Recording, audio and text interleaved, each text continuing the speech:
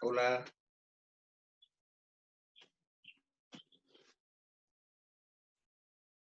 Vamos a seguir viendo materia que ya había subido, pero no tuve mucho quórum cuando estaban en paro, 3 o 4 alumnos apenas. Así que voy a empezar a ver cosas que ya habíamos visto por mi parte y las subí al aula, ¿ya? Solo a modo de repaso.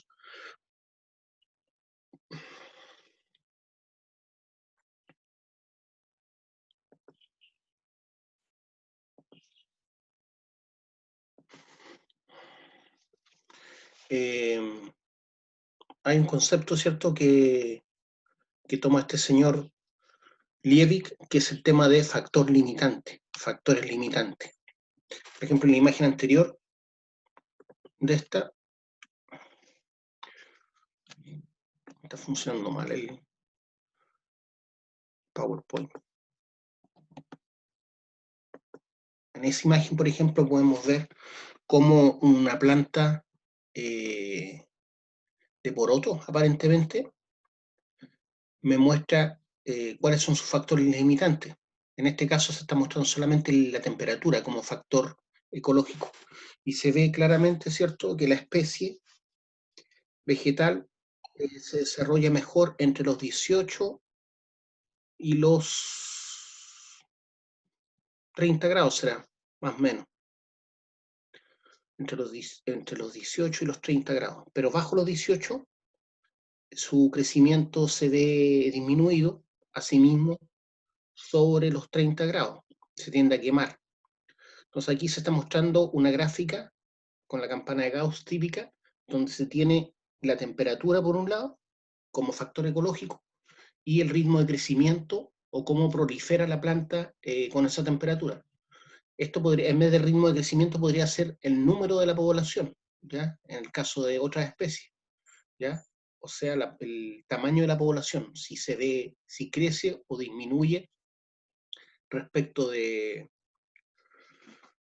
la temperatura. En este caso, claramente, sobre los 30 grados y bajo los 18 grados, la planta se ve, se produce una tensión en su crecimiento, lo que hace que crezca más lenta.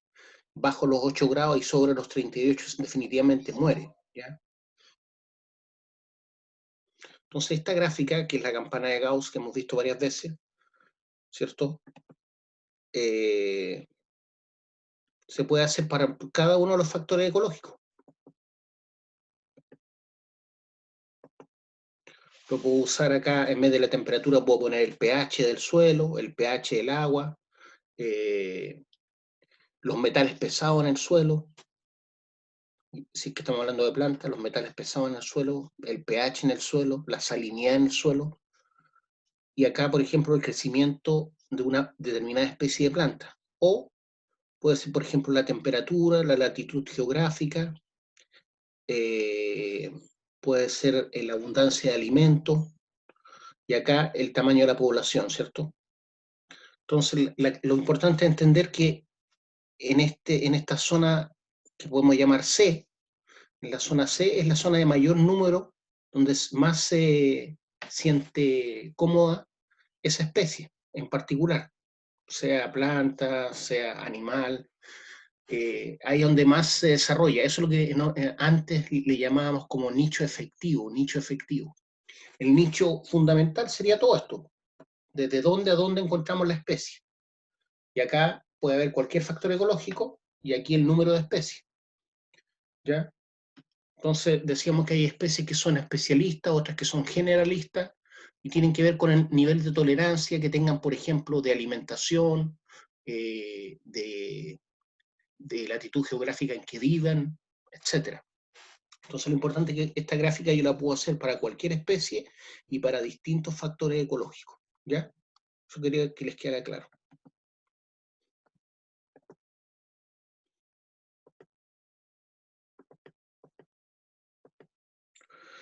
Los seres vivos que pueden vivir en estos extremos, donde muy pocos pueden vivir, se le llaman extremófilos, ¿ya?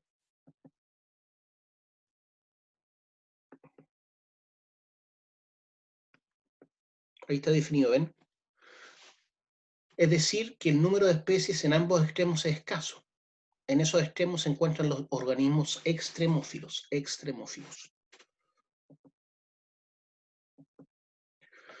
Entonces ahora, para entender qué es lo que son los factores limitantes, en el caso anterior, ¿cierto?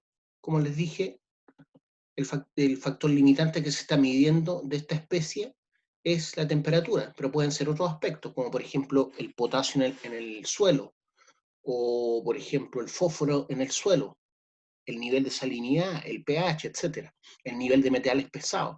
Entonces, para cada uno de esos factores ecológicos, que son factores abióticos, ¿cierto? Puedo hacer esta gráfica. Me fui para otro lado. Se me pinchó el link. Ojalá que no se abra. Ya, entonces Liebig definió la ley del mínimo. El crecimiento de vegetales está determinado. Se me abrió el link de la página. Déjame detener esto y lo hago de nuevo.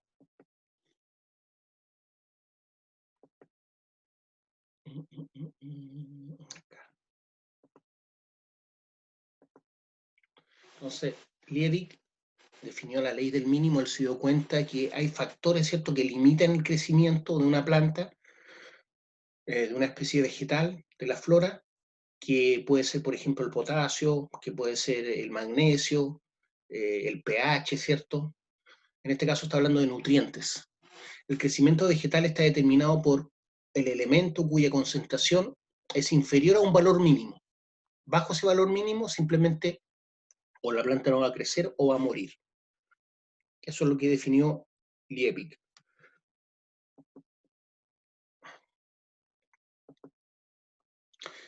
Liebig usó esta imagen para que se entendiera. El barril del Liebig se dice. Se supone que cada una de las duelas, que son las maderas que están ahí, representa un valor de algo. Entonces ahí la duela más chica es la que va a determinar hasta dónde puedo llenar de agua ese barril, ¿cierto?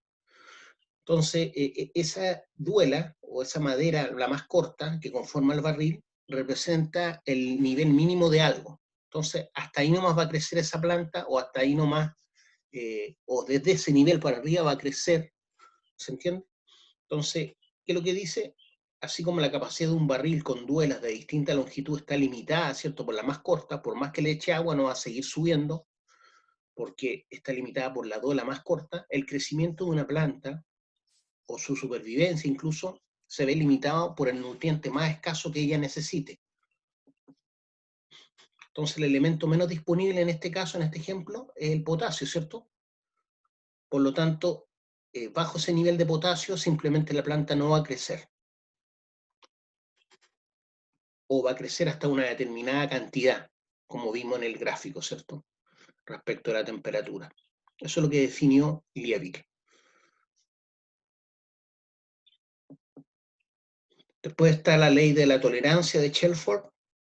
Dice que todo ser vivo presenta ante los diferentes factores ambientales unos límites, ¿cierto?, en los que puede vivir.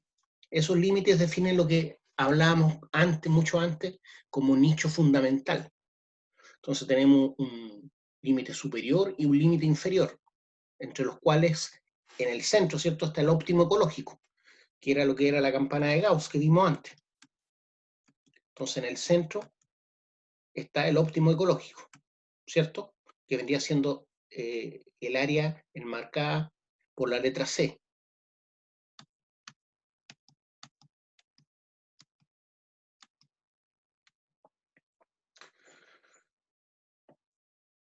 Veamos algunos ejemplos prácticos. Factor limitante, temperatura y disposición de alimento. Fotoperíodo, ¿ya? De acuerdo a la temperatura va a haber disposición o no disposición de alimento, por ejemplo, primavera, verano, donde hay más vegetación. En cambio, en otoño e invierno ya hay escasez de vegetación, por lo tanto, muchos animales invernan o migran por causa de eso. Del Ecuador a los polos se ha visto, ¿cierto?, que los animales aumentan de tamaño, asemejándose o tendiendo a la forma redonda, y se reducen todas las áreas que permiten la pérdida de calor. orejas, colas, extremidades. Por ejemplo, tenemos dos especies que muestran como ejemplo el oso polar y el pingüino emperador. Ahí en la imagen vemos que las orejas del oso, ¿cierto?, son pequeñas, sus cuerpos son más bien redondeados, eh, no necesitan melanina encima de su piel, ¿cierto? Porque hay tan poco sol donde ellos están que no necesitan, no necesitan tener melanina para no ser dañados por la radiación ultravioleta, como los morenos, ¿cierto? Y donde hay más sol, abundan más morenos. Por eso la gente blanca vive en los lugares más fríos, ¿ya? Porque tienen menos melanina en su piel. Ahí se ve eso también, el tema del color blanco, pero también vemos que, por ejemplo, el pingüino es muy distinto a un pavo, es muy distinto a una gallina, ¿cierto? ¿Por qué? Porque necesita guardar el poco calor que tiene. Entonces está hecho de una manera más bien esbelta, aerodinámica, para que el viento no disipe tanto calor al pasar por ellos.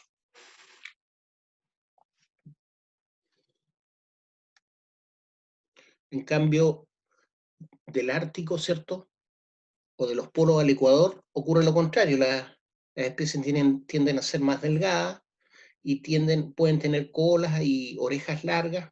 ¿Para qué? Justamente para disipar el calor, para lograr equilibrar su calor corporal. ¿Ya? Su calor corporal debería estar entre los 38 y 39 grados. En estas zonas normalmente hay 40, 45 sin ningún problema, 50 grados. Entonces ellos necesitan disipar calor de alguna forma. Entonces por eso tienen extremidades más amplias. Eso lo vemos también en los elefantes, ¿cierto? Que tienen orejas grandes para disipar calor. Porque sobre una temperatura determinada el animal muere. Por ejemplo, en el hombre la temperatura que lo mata, la temperatura interior que lo mata, donde el cerebro deja de funcionar, es los 41 grados. 41 grados. Por eso es tan importante bajar la fiebre cuando está cerca de los 40. El letargo o disminución del metabolismo, ¿ya? Eso también ocurre cuando hay escasez de alimentación, ¿ya? Se expresa en no alimentación, no movimiento, no reproducción y no crecimiento. Ejemplo, algunos sapos, como por ejemplo el sapo del desierto, que cuando no hay agua pasa por una etapa de letargo que le permite vivir en el barro duro, pero para eso necesita disminuir su metabolismo. Con algunos reptiles también pasa, ¿cierto? Por ejemplo, las tortugas tienden a invernar, peces y murciélagos. La diapausa es el letargo de los insectos, dice, que es algo parecido a, a la hibernación. Ahí tenemos un ejemplo de un animalito que pasa por eso, es el monito del monte, que le llaman, que lo encontramos en la región de los ríos, en la región de los lagos.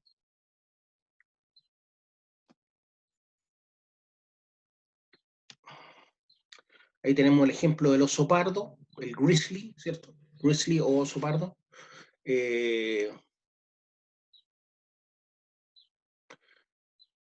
Los animales entran en un periodo de sueño, ¿cierto?, de manera lenta y aproximadamente cada 3 semanas, ¿cierto? Y cuando las condiciones ambientales son favorables, o sea, no está nevando, no hay viento helado, los animales se reactivan y orinan, pero no comen, solamente salen a orinar. Para salir de este estado lo hacen de manera violenta o rápida, ¿ya? O sea, cuando ya despiertan de la hibernación. Entonces, estos osos pardos se alimentan mucho durante el verano justamente para tener reservas de grasa para poder sobrevivir en invierno. Bajan aproximadamente el 20-30% su peso corporal final que tenían en verano, en la hibernación. Desplazamiento o migración. También se produce por escasez de alimentos. El desplazamiento o migración trófica en busca de alimentos, por ejemplo, las golondrinas, los quepópodos marinos, los ñus, entre otros. Hay golondrinas que recorren, no, a ver cuánto eran, creo que eran 12.500 kilómetros en su migración anual. 12.500 kilómetros recorren, prácticamente el diámetro de la Tierra. Bueno, las golondrinas que hacen el recorrido más largo, porque hay otras golondrinas que hacen recorridos más cortos, por ejemplo, de África a Europa, de Europa a África. También tenemos un desplazamiento o migración por causa reproductiva, ¿ya? El salmón tiene esa migración, algunas ballenas, los sapos, ¿ya? Buscan el mismo lugar de siempre para reproducirse, entonces para eso migran. Y después se van a los lugares donde tienen más alimentación. Recorren miles de kilómetros, mucho. Fotoperiodo, comportamiento y funcionamiento del cuerpo según la cantidad de luz. No sé si ustedes se dan cuenta, pero cuando está nublado, muchos nos bajoneamos, como que tenemos menos ganas de levantarnos. El sol cumple una función primordial en los seres vivos. Somos, de alguna forma, por los que sufrimos eso, ¿cierto? Somos parecidos a los reptiles. Estoy diciéndolo en forma chistosa nomás, porque ellos son de sangre fría, nosotros no. Así hay animales diurnos y nocturnos, ¿cierto? Por ejemplo, tenemos el caso del búho magallánico, que vive en la noche prácticamente, hace su vida en la noche, caza de noche. No tiene ningún problema porque tiene una excelente vista, ve 10 veces mejor que nosotros en la noche, y además tiene menos competidores. Muchos buscan la caza nocturna justamente para evitar sus competidores. En el caso de la lagartija, ¿cierto? Busca el sol porque necesita alcanzar su temperatura idónea para su metabolismo. Factor limitante, temperatura, disposición de agua y tipo de suelo. Los vientos y el relieve influyen sobre la distribución del agua en la ladera de una montaña. El aire húmedo asciende, se enfría y llueve en esos lados de la montaña, pero del lado opuesto las lluvias son escasas, ¿ya?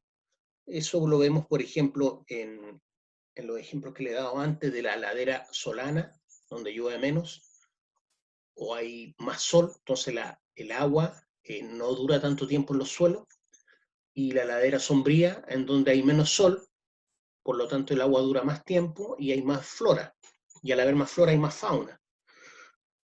Las formaciones vegetales en una y otra ladera son muy distintas, dice, y estas a su vez condicionan la presencia de otros organismos, de la fauna, ¿cierto? Entonces estamos en una misma latitud geográfica, pero solamente el pasar por arriba de la cumbre o el cruzar la quebrada hace el cambio. Pueden ser 200, 300 metros que influyen grandemente entre una ladera y otra. Por lo tanto, ese más agua que haya o menos agua va a influir mucho. Ese mayor cantidad de sol o menos exposición al sol influye mucho. Entonces son verdaderos microclimas. Ahí está un esquema que puede eh, explicar mejor este asunto. Vemos que la zona solana es donde tiene más sol durante el día, por lo tanto es más seca, y la zona umbría, a donde llega menos sol, es más húmeda. Eso pasa con las casas, ¿cierto? Las casas. Por eso siempre es bueno vivir en una casa que mira al norte, porque es más calentita. Claro que en verano es más cálida. Pero las casas que miran al sur, por ejemplo, son muy heladas, muy húmedas. Entonces, la zona solana tiene que ver con mayores horas de sol recibida y la zona umbría o sombría tiene que ver con menor sol recibido. Pero ocurre algo similar con el tema del viento, ¿ya? Existe la zona barlovento y la sotavento. La barlovento es más húmeda, la sotavento es más seca, ¿ya? La sotavento en la cordillera de los Andes, por ejemplo, es la que mira hacia el poniente. La sotavento es la que mira hacia el poniente, hacia donde se pone el sol. En cambio, la zona barlovento es la zona que mira al oriente, la que mira hacia Argentina. Esa zona es más húmeda, llueve más y además acumula más nieve y más hielo eterno. Por ejemplo, a veces en la zona sotavento no hay glaciares, pero en la zona barlovento sí hay glaciares, a una misma altura geográfica. Ahí tenemos una imagen de nuestra región y vemos que tenemos la ladera solana, esa es la ladera solana en primavera, ojo, porque en verano es mucho más seca, y la ladera umbría o sombría. La ladera umbría o sombría, como tiene menos exposición de sol, viene siendo la cara que mira hacia el sur, ¿cierto? y la cara que mira hacia el norte es la ladera solana. ¿Ya? Tiene más sol, por lo tanto hay otras especies. Por ejemplo, en la ladera sombría no tengo cactus, o si tengo son muy pocos. En cambio, en la ladera solana tengo muchos cactus y lo que más abunda son los espinos y con suerte un litre. En cambio, en la ladera umbría voy a encontrar litres, bellotos del norte, peumo, coyiguay y otras especies propias, ¿cierto? Tanto arbóreas como arbustivas del bosque esclerófilo. Con la latitud, la temperatura desciende, ¿cierto?, hacia los polos y aumenta hacia el ecuador. Y también condiciona los vientos y las precipitaciones. Es bonita la climatología, ¿se dan cuenta? La altura geográfica también lo hace, también condiciona la temperatura, ya que a medida que se asciende 180 metros por encima del nivel del mar, la temperatura disminuye 1 grado. Eso no ocurre desde el nivel del mar, ¿ya? Porque todos sabemos que Inquilpué es más cálido que Viña del Mar, y Limache es mucho más cálido que Viña del Mar y está a más altura geográfica. Estamos como a 300 metros acá en Limache. Pero desde los 600 metros de altura más o menos sí se cumple esto. Es decir, a los 800 metros generalmente es más helado y tiende a caer más nieve que a los 600 metros de altura. A los 1000 metros lo mismo. Sobre los 600 metros a nivel del mar ocurre esto que estamos leyendo acá, que sobre los 180 metros desciende la temperatura 1 grado. Y eso obviamente va a definir qué tipo de vegetación va a haber. Ahí tenemos un ejemplo, ¿cierto?, en donde se ve distintas especies a distinta altura geográfica. Por ejemplo, a los 500 metros de altura podemos encontrar varias especies que ahí vemos. Después de los 500, entre los 500 y los 1000 metros tenemos otras especies. Después entre los 1000 y los 1600 aparecen nuevas especies que se desarrollan más, llegando sobre los 1000 metros. Y sobre los 1600 ya esas especies desaparecen o se achican ya, porque no están dadas las condiciones para que crezca bien. Entonces estamos hablando nuevamente de los límites, ¿cierto? De los límites, en este caso de la tolerancia de ciertas especies a la altura geográfica. En este caso, el factor ecológico sería la altura geográfica. Entonces tendríamos que poner 1000 metros hacia la izquierda, 1600 hacia la derecha y hacer la campana de Gauss. Y así para cada rango de altura. Y ya en general sobre los 1800 metros ya es muy difícil encontrar árboles, porque hay más frío, los cambios de temperatura son más bruscos, se tiende a congelar todo y eso hace que mueran la mayoría de las especies vegetales. Y además la presión atmosférica influye.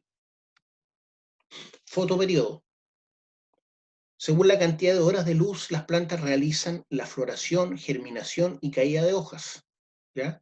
Según sus adaptaciones particulares. O sea, hay plantas que crecen en invierno y hay plantas que crecen en verano.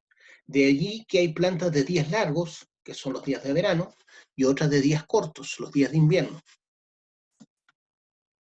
Ahí tenemos un ejemplo entre el cadillo y el trébol, que serían las especies que están comparando, y vemos, por ejemplo, que el cadillo florece en invierno, cuando hay más horas de oscuridad durante el día. En cambio, el cadillo en verano, cuando hay más luz, no florece, ¿ya? En el caso del trébol, todo lo contrario, ¿cierto? No florece no florecen los días de invierno, pero sí florecen los días de verano. ¿Por qué? Porque hay más luz en los días de verano, entonces ahí sí florece. Eso es lo que está mostrando este gráfico, ¿cierto? Y así, esta es una comparación entre dos especies nomás.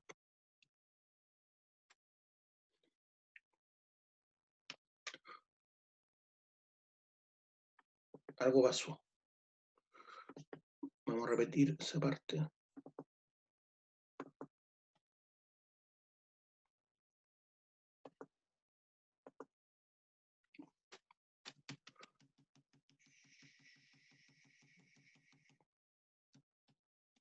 Estábamos el ejemplo, ¿cierto? Las especies que crecen en invierno y otras que crecen en verano, que se desarrollan en invierno algunas, otras se desarrollan más bien en verano, y tiene que ver con la luz del sol.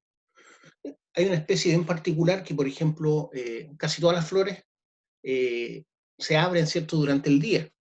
pero por ejemplo existe el diego de la noche, que es una especie bien particular, que solamente se abre cuando hay menos luz, ¿ya? Por ejemplo, cuando está nublado o en la noche, por eso se llama diego de la noche, porque se abre en la noche. Entonces estábamos viendo esa imagen, vamos a ver si lo podemos, dice, entonces hay plantas de días cortos y plantas de días largos, entonces ahí va a influir específicamente cuánta luz reciben durante el día. Así el abrojo, por ejemplo, florece con 8 horas de luz y 16 horas de oscuridad.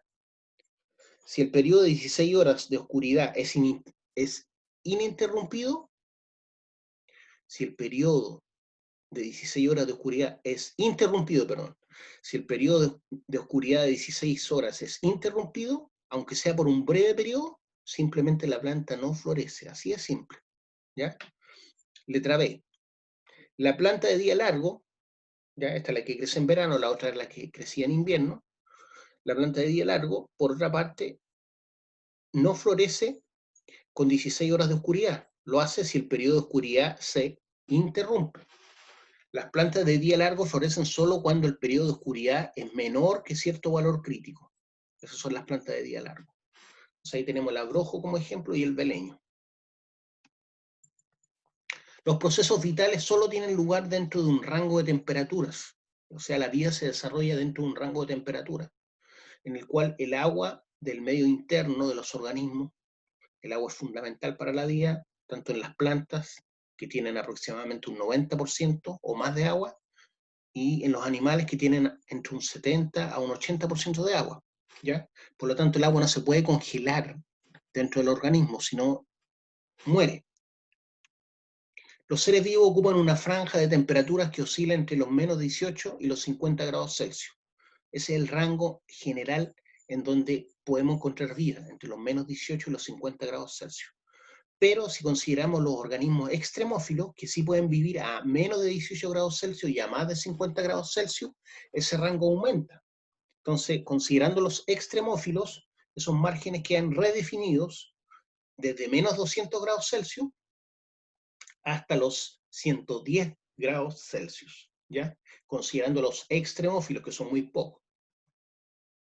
Por ejemplo, hay bacterias que podemos encontrar en los geysers o en las termas, que viven ahí sin ningún problema.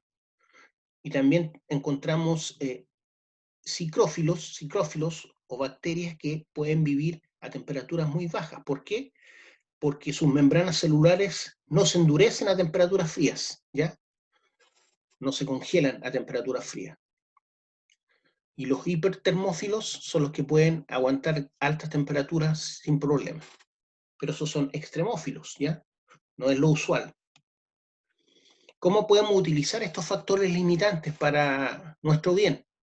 Estos factores limitantes se pueden utilizar, porque si yo los conozco, los factores limitantes de una especie, ¿qué puedo decir? Si encuentro esa especie es porque tengo entre este rango y este rango, por ejemplo, de calidad de agua, o entre este rango y este rango de salinidad, porque la encontré.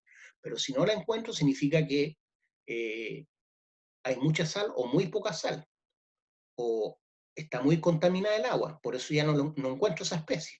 Entonces me sirven el conocer los factores limitantes y especialmente de las especies que tienen valencia estrecha, no valencia amplia. Entonces utilizamos las especies de valencia estrecha, que tienen sus límites muy acotados, como bioindicadores que me pueden determinar, por ejemplo, la calidad del agua, ¿ya? Una utilización actual es ocupar a las especies que tienen baja tolerancia, o sea, baja valencia ecológica, que se mueven en un rango estrecho de algún factor ecológico, como bioindicadores. Hay algunas especies que encontramos, por ejemplo, cuando hay coliformes fecales en un determinado porcentaje en el agua. Si no existe ese porcentaje de coliformes fecales, por decir algo, no me recuerdo bien exactamente, pero si hay, por ejemplo, 100 partes por millón de coliformes fecales para arriba, voy a encontrar, por ejemplo, esta especie, ¿ya? Y esta otra. Pero si estamos bajo ese nivel de coliformes fecales, bajo 100 partes por millón, no voy a encontrar esa especie. Entonces, por eso me sirve como bioindicador de la calidad de agua. ¿Qué son los bioindicadores? Son atributos de los sistemas biológicos, de los seres vivos, ¿cierto?, que se emplean para descifrar factores de su ambiente. Para eso tenemos que conocer, obviamente, sus factores limitantes, que estábamos hablando recién, ¿cierto? Los extremos de la campana de Gauss. Inicialmente se utilizaron especies o asociaciones de estas como indicadores. Posteriormente comenzaron a emplearse también atributos correspondientes a otros niveles de organización. Por ejemplo, el tamaño de la población o la comunidad que se encuentre. Esto resultó particularmente útil en estudios de contaminación de aguas. Entonces ya estamos hablando de contaminación, si se dan cuenta. Entonces cuando encontramos ciertas especies en el agua, podemos decir que la calidad del agua, por ejemplo, está contaminada. ¿Ya? Si no encuentro esas especies, lo más probable es que el agua esté bajo los niveles de contaminación respecto de coliformes fecales, que es lo que utiliza de alimento esa especie. Especies indicadoras. Las especies indicadoras son aquellos organismos o restos de los mismos que ayudan a descifrar cualquier fenómeno o acontecimiento actual relacionado con el estudio de un ambiente. Por ejemplo, el famoso examen PCR que están haciendo ahora para el coronavirus tiene algo que ver con esto. ¿En qué sentido? En que si encontramos material genético del coronavirus es porque el coronavirus estuvo en nuestro cuerpo, así de simple. Entonces el PCR te sale positivo, pero puede que tú ya hayas pasado por la enfermedad, yo ya no estés con la capacidad de enfermar a más gente. Ese es el drama, entonces por eso te hacen hacer cuarentena.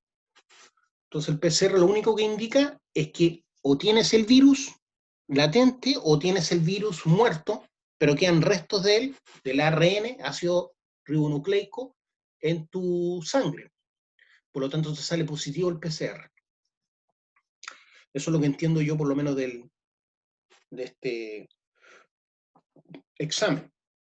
Las especies indicadoras son aquellos organismos o restos de los mismos que ayudan a descifrar cualquier fenómeno o acontecimiento actual o pasado relacionado con el estudio de un ambiente. Las especies tienen requerimientos físicos, químicos, de estructura de hábitat y de relaciones con otras especies. A cada especie o población le corresponden determinados límites, ¿cierto?, de estas condiciones ambientales, de estos factores abióticos, de estos factores abióticos que pueden ser, nuevamente repito, la salinidad, el pH, etc., entre las cuales los organismos pueden sobrevivir, límites máximos, crecen, intermedios, ¿cierto?, o se pueden reproducir, límites más estrechos, ¿ya? Entonces, los límites más estrechos son el óptimo, ¿cierto? Los límites máximos son los límites donde pueden sobrevivir, que sería hacia la izquierda y hacia la derecha de la campana de Gauss. Pero ya bajo o sobre esos límites, simplemente mueren. Por eso es tan importante conocer los límites o los factores limitantes de las especies, porque algunas me sirven como bioindicadores.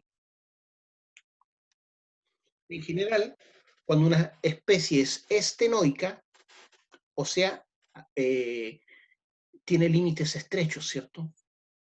Cuanto más estrecho sea su límite de tolerancia, es mejor como bioindicador.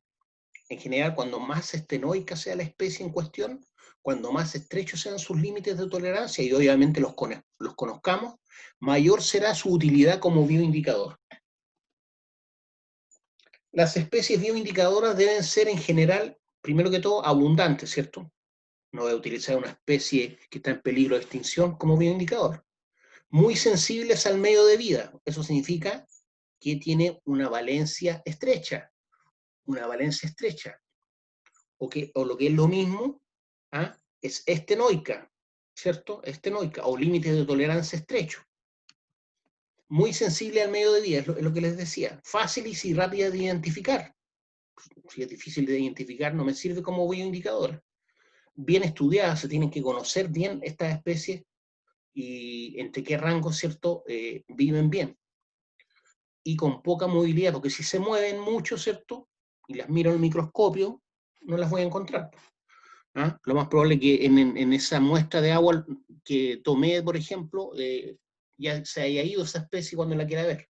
Entonces tienen que tener poca movilidad, tienen que ser bien estudiadas, fáciles y rápidas de identificar, sensibles al medio de vida y abundantes.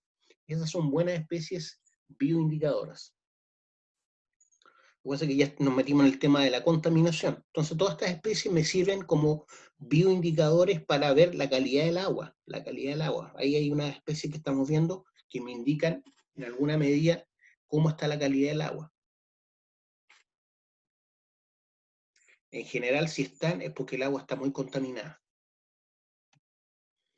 Macrófitas. Las macrófitas también me sirven como bioindicadoras. Ya son especies de algas que tienden a crecer en las aguas que no tienen mucha aireación, ¿ya? Entonces, cuando hay muchos nitratos en el agua, empiezan a crecer estas plantas y estas plantas finalmente ahogan este acuífero, ahogan esta laguna, ahogan este estero, ya no dejan moverse, circular mucho el agua, por lo tanto hay una baja disponibilidad de oxígeno en el agua que hace que los peces tiendan a morir, ¿ya? No es que la especie en sí sea mala, sino que indica que hay mucho nitrato en el agua, entonces hace que estos nitratos hacen que crezcan muchas más, por ejemplo, de esta especie, hierba del pato y el luchecillo, y eso ahoga finalmente por el poco movimiento del agua, ¿cierto? Ahoga a los peces porque se acaba rápido el oxígeno. También hay especies que son tolerantes a ciertos niveles de contaminantes. Entonces, también me pueden indicar si están estas especies, si están en buena o mala calidad las aguas. Dos especies ahí está la pocha y la carmelita de Concepción. De la ictofauna, ¿cierto? Que tiene que ver con peces. Acuérdense que ictus es pez. Parámetros físicos y químicos más utilizados en los estudios. ¿Cuáles son los parámetros físicos y químicos más utilizados en los estudios? Bueno, el pH, la salinidad, la biodisponibilidad del agua, perdón, la biodisponibilidad de oxígeno en el agua, eso quería decir, biodisponibilidad de oxígeno en el agua. Hay que aclarar algunos conceptos antes. Norma primaria de calidad ambiental. ¿Qué es lo que es la norma primaria de calidad ambiental? Se refiere a una norma que dicta el máximo o el mínimo de algún valor, de algún factor ecológico, para que el hombre pueda vivir sin problema, ¿ya? Cuando hablamos de norma secundaria de calidad ambiental, se refiere a una norma en particular, que puede ser atmosférica, que puede ser de suelos, que puede ser de lodos, que puede ser de aguas, que permita la vida animal o vegetal. Esas son las normas secundarias. Entonces las normas primarias indican, están dirigidas, más bien dicho, para el bienestar del hombre, las normas primarias. Las normas secundarias están dirigidas para el bienestar de la biodiversidad, o sea, de la flora o la fauna. Aquí en Chile existen así, normas primarias y normas secundarias. La norma primaria es más estricta, obviamente, se le da preferencia al ser humano que a la vida animal o vegetal. Hay en otros países en donde existe una sola norma nomás. Si algo es malo para la naturaleza, obviamente va a ser malo para el hombre. Si algo es malo para el hombre, obviamente va a ser malo para la naturaleza. ¿Ya? Aquí no, existe una norma que es más estricta que la norma primaria y la norma secundaria es menos estricta. ¿Ya? Porque está dirigida hacia la flora y hacia la fauna.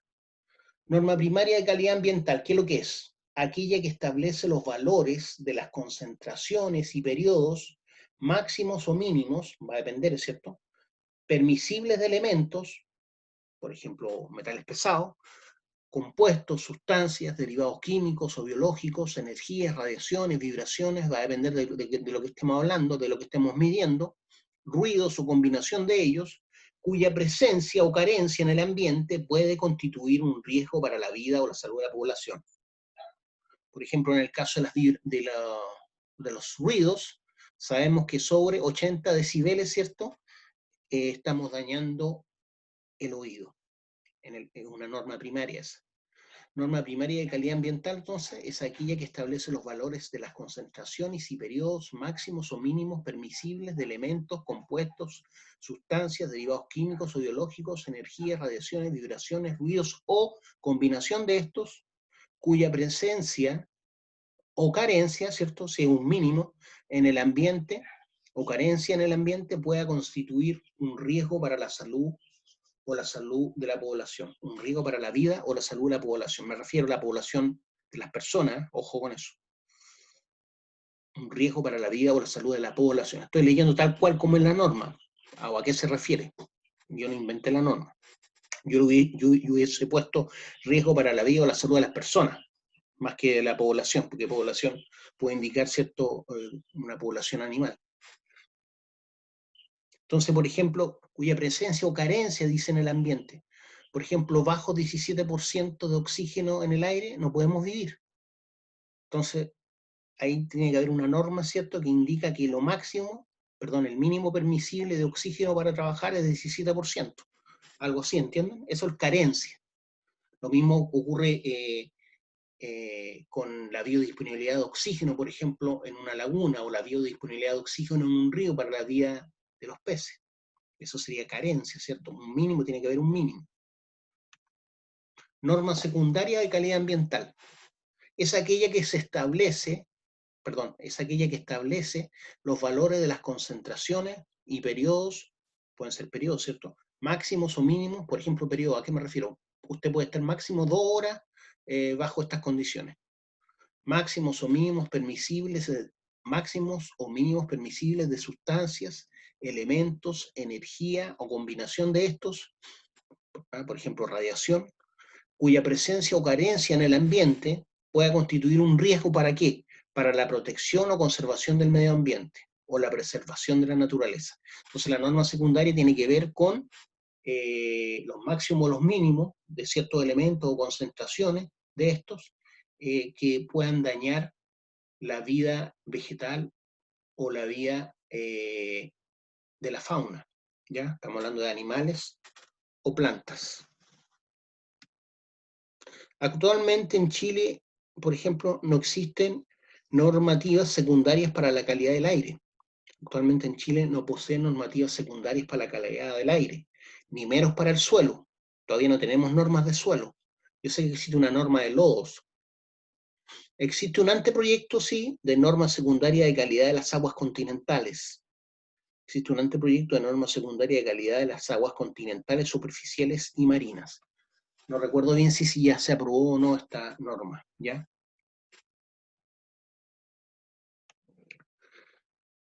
Hay un anteproyecto de normas secundarias de calidad ambiental para la protección de las aguas continentales superficiales de las cuencas del río Maipo, Cachapoal, Valdivia, Biobío, Elqui, entre otras. Fíjense que se tiene que hacer un anteproyecto de norma secundaria para cada una de estas cuencas.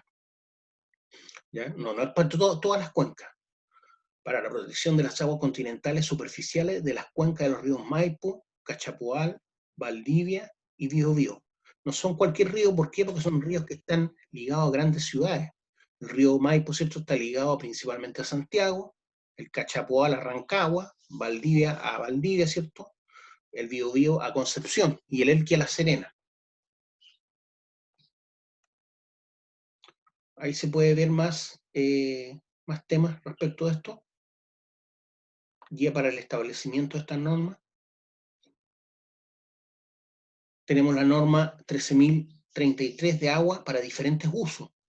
Fíjate que hay una norma que te indica, dependiendo del uso que tú le vayas a dar, el nivel de contaminantes que puede tener. ¿Ya? Ojo con eso, no es lo mismo agua para bañarse como agua para el consumo humano. No es lo mismo agua para beber de los animales que agua para beber de las personas.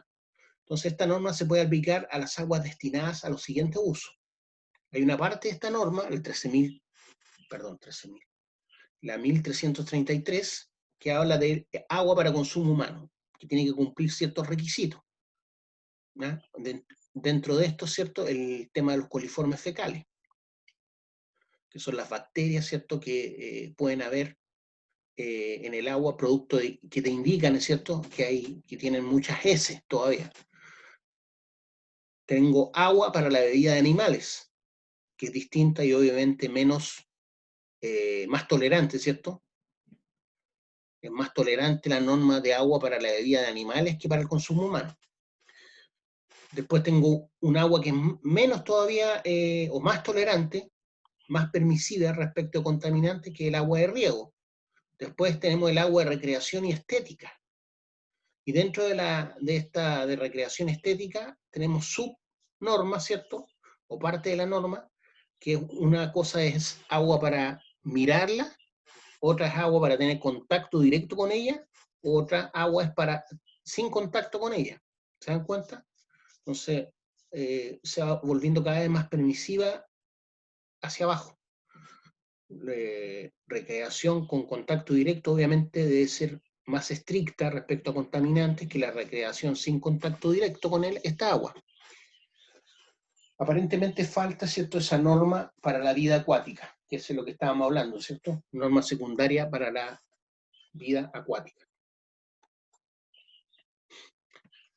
Tabla, requisitos generales de aguas destinadas a la vida acuática. Esto es lo que se esperaría, ¿cierto?, de una norma destinada para la vida acuática.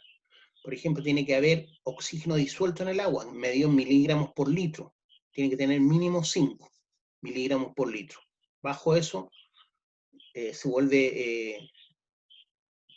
pueden morir los peces. Un pH tiene que estar entre 6 y 9. Alcalinidad total, o sea, cuánto carbonato de calcio puede contener el agua, en miligramos por litro, máximo 20. Turbidez debido a descargas, por ejemplo, de efluentes, respecto del sílice, no debe aumentar el valor natural en más de 30 unidades. Temperatura. En flujos de agua corriente, no debe aumentar el valor natural de ese flujo en más de 3 grados Celsius. Si estoy agregando un efluente ahí, no puede aumentar la temperatura más de 3 grados Celsius, que es harto, ¿cierto? Color, ausencia de colorantes artificiales. Sólidos flotantes visibles y espumas no naturales deben estar ausentes para la vida acuática. Sólidos sedimentables no deben exceder del valor natural que trae ese río o ese estero. Petróleo, cualquier tipo de hidrocarburo, no debe haber detección visual. No se debe ver ese como aceite arriba del agua. No debe haber cubrimiento de fondo. No se tiene que acumular ni en la orilla ni en el fondo. No debe haber olor perceptible a petróleo o benzina, así que yo estoy cerca de la playa o cerca de una laguna. Eso es para la vida acuática en las aguas continentales. Parámetros físicos y químicos más utilizados para medir calidad de aguas. Bueno, hay especies, ¿cierto? Como son hay parámetros que se llaman organolépticos, parámetros organolépticos que tienen que ver con el color, la turbidez, el olor y el sabor de las aguas. Parámetros físicos, sólidos totales, residuos secos, sólidos suspendidos, sedimentables y no sedimentables.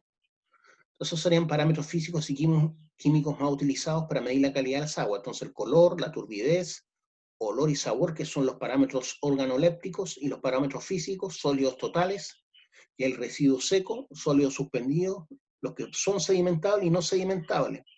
Dentro de eso tenemos los sólidos filtrables, por ejemplo los coloidales, sólidos filtrables coloidales y disueltos, los que tienden a formar como gel.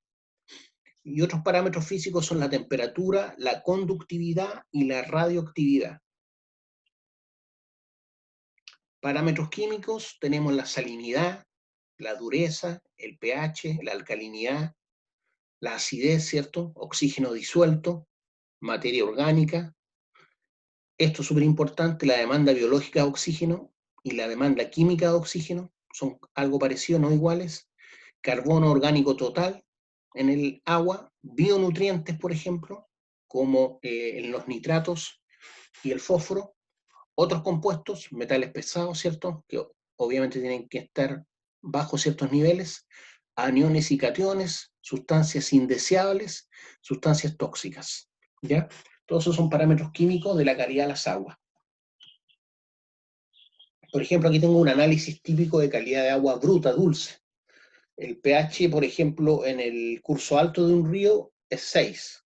En el curso bajo sube el pH a 7,5. En un acuífero calizo debiera ser 7,2. En un acuífero de arena o arcilla debiera ser 7,8. Sólidos totales 50 miligramos por litro. En el curso alto de un río, donde hay más turbulencia, ¿cierto? Donde el río tiene un régimen más laminar, acepta más sólidos totales, 400 miligramos por litro. Acuífero calizo, 300 miligramos por litro. Acuífero de arena o arcilla, 525. Dureza del agua, que te mide básicamente lo que es los carbonatos en el agua. La dureza, miligramos por litro, máximo 10 en el curso alto, máximo 200 en un curso bajo. En un acuífero calizo, 200. En un acuífero de arena o arcilla, 350. Puedo encontrar de carbonato de calcio. El color, unidades, ¿qué será esto? UC, 70. 40 en el curso bajo, menor a 5 en un acuífero calizo, arena o arcilla, menor a 3. Turbidez, 5. 50 en el curso bajo del río, donde el flujo es más laminar, menor a 5 en un acuífero calizo. Eso acuífero se refiere a agua subterránea, menor a 5. Acuífero de arena o arcilla también son aguas subterráneas, pero en este caso no es un acuífero calizo, sino más bien en aguas en arena o arcilla.